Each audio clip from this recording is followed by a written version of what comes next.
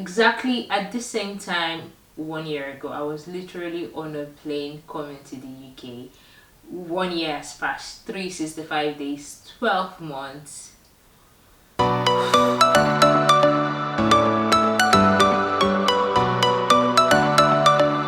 my god, why did I come here? Like, seriously, why did I come here? Can someone.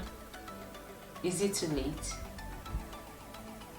At the end of this week, I'll be able to say, you girls don't wear the masters. But then ever worked like full time. I don't think I've ever worked like for long, like 20 hours, 20 hours, 20 hours back to back. So now the very first thing I want to answer is, do I have any regrets? No, honestly, no, I actually don't have any regrets because it's something I've always planned for. And if you've watched my previous video, you know that initially I actually did not want to come to the UK for my masters, but just go and watch the previous video, you actually have more understanding of why I actually came to the UK. So with the background I had, like hoping not to come to the UK and eventually being in the UK, one would think I will have regrets, right? But actually no, I don't have any regrets. So far so good. It's been good in all areas. I've not had any regrets. The choice of school, no regrets. Choice of location, choice, no regrets. I think major decisions I've made, actually I've had no regrets. Obviously life is not perfect, life is not rosy. There's been ups and downs, times of tears, but I think basically in general I've actually not had any reason to say, oh my god, why did I come here? Like, seriously, why did I come here? Can someone tell me why I made this decision? I should just have stayed back at home. And even when even when I've been doing jobs that I think obviously maybe cleaning, all this kind of things and all that, I've actually still not had regret at this point, because my mind always, like, I'm of the perspective, or I'm of the mindset that, it's just a phase, it's just for a season, and I will look back at this period and understand later on that, oh, this was the season of building for me. So no, basically I've not had any regrets so far. The next thing I'll be answering is, have I reached my set goals? Now, initially when I was coming, I think obviously there are a lot of goals I set. Oh, I want to do this by 1 year. By 1 year, I want to have this, I want to have that. And one thing I've understood is that, when you're setting goals in this life, you set goals in season. How people say a 1 year plan, a 2 year plan, a 5 year plan. Sometimes you set some plans and you know that obviously, oh, I'm overreaching. But I think generally, academically, I wanted to get a good scores in all my courses. This week I'm going to be doing like my final presentation for my dissertation, and I think so far so good. I can overall say that my academic journey has been good. Church wise, community wise, god, I was really scared. One goal I set while I was coming was, god, in everything I do, I wanted to have a church community. I wanted to be present in church. I wanted to have that family community and not have to like miss Sundays and all. And God, that has worked out so wonderful for me. I have a church community at Manchester. Prior to then, we were at Birmingham, but then a branch opened up in my city. It was just like things were falling in perfect lines for me. Most of my goals, I've reached them. At least my 1 year goals. A lot of my 1 year goals, I can at least I've reached them. Some I've actually not hit that mark, but I can see I can see the light at the end of the tunnel. I know obviously that, oh, I'm at this point in time, I might not have reached that goal, but there is a potential that I will reach the goal. Like, it's not impossible. How has the program been for me? So I think academics wise, my academic wise, trimester one was good. Now if I'm doing a review of everything, because like now this week is going to be my last week for trimester 3, so I can say trimester 1 was good, trimester 2 was good, trimester 3 almost tried me in a funny way. He almost tried my spirit in a funny way. Like, if someone had told me that some of the issues like I encountered, like I didn't even foresee the issues I encountered. And I think one thing I told myself is like, there is a lot for me to learn from how my third trimester, it keeps feeling like pregnancy third, but like semester, let me just say my third semester almost tried me. There was a day, guys, I literally sat down. I was like, Alice, what's wrong? Alice, you know this thing. Just sit down and write. Start writing. Start writing. My project talk is going to be like a whole video. I'm hoping to do something like probably a video with a voiceover. Watch out for that. I have like clips of while I was working, my project and everything. So I think basically the program overall has been good.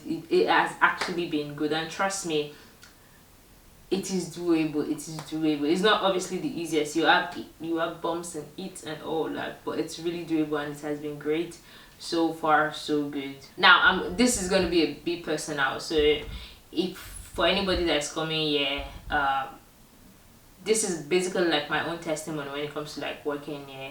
So anyone that if you're listening to me, take it with a pinch of salt. All this disclaimer I'm doing ahead. So when I was coming here initially, I already zeroed my mind. I was like, God, I can do any job, but I don't want to do a particular kind of job. Like I just told God, like I really just zeroed my mind that God, I will do cleaning, I will do whatever it takes, but I didn't want to have to do care. I just told myself I didn't want to have to do it. I wanted it to be kind of a last resort for me. I came here, I think less than a month of being in the UK. I got a proper job, probably like a supermarket, a big supermarket or a big supermarket line. Yeah. And 1 month into that job, I got the job as a technical assistant, and I was on a contract for 6 months. And initially, I was even bothered that God, after 6 months, what will I do? But my contract was renewed for I think another 3 months. So in total, I worked there about 8 months or 9 months. I worked as a technical assistant. I worked as a technical assistant for a period of 8 months or 9 months. And when I was done, the last day of my contract as a technical assistant, I got a job back as like an inventory personnel or trading assistant at a supermarket line also. And so I'm just grateful because financially at every point in time I've always had a job. Like I've not been without job for a long time.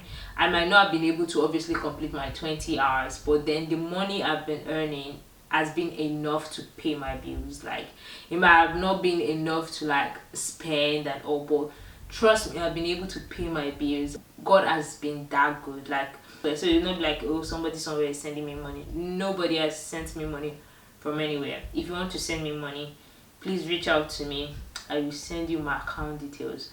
The only thing might be, I don't think I've ever worked like full time. I don't think I've ever worked like for long, like 20 hours, 20 hours, 20 hours back to back. That's been my only challenge. Like I'm like, if I can work steady 20 hours, I feel like, oh, I would have gotten enough money. Or during Christmas period, God, I was so unlucky. Those points where I had to work full time, not unlucky. Those times where I had the opportunity to work like full time. I think it was only 1 or 2 weeks. Like I really worked.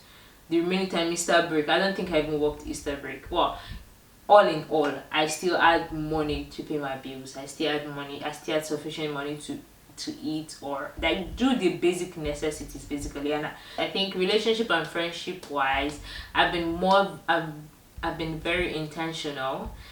So I've been very intentional in building friendship and building a community, like both in school, both at church. That's why I'm really grateful for church. Now I know not a lot of people have that, but in case you're in the UK and you're watching this and you're in Manchester, we have the Celebration Church. We have a wonderful community there. If you're in Manchester or you're in Birmingham or you live in anywhere around Manchester, the CCI Manchester, anywhere around Birmingham, the CCI Birmingham, we have CCI in Glasgow and we have CCI in London. So you can reach out, like if you're looking for a community, you're just coming to the UK. It is home, it is really home. And that's one of the things I'm grateful for. So relationship or friendships, I've made a lot of friends from school, from church, my church family, my working place, my former working place, because I just started working at a new place. So I don't know a lot of people there.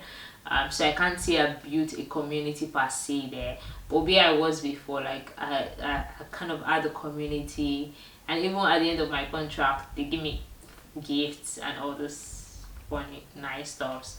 But that I've really been grateful. So I think compared to when I was in Nigeria. My intentionality with friendships and relationship like really increased compared to the time I came. Real. I can give myself, don't let me grade myself, sha, but I've done well. I've basically done well so far, so good. What next when it comes to work? What next when it comes to, okay, I'm finishing my master's, so I think officially at the end of this week I'll be able to say, you girls done well the master's, but then what next?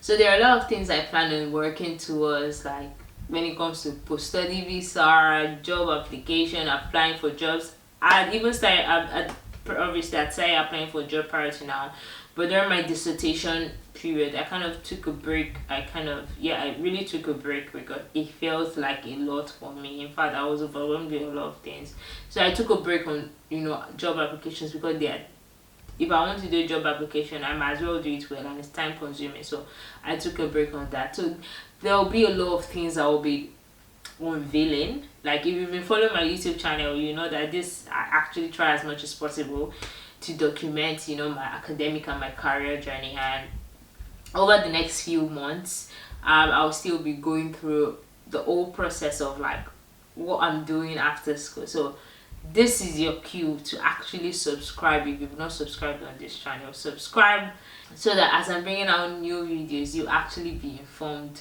of all the videos as they are coming out.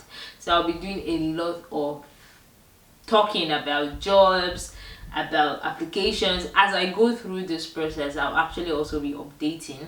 Hopefully you can drop questions, suggestions, advice, and all that kind of thing. I'll try my possible best to document my whole process. Well, obviously I have a lot of things that I've set up, and we'll walk through this journey with me, walk through this next phase with me.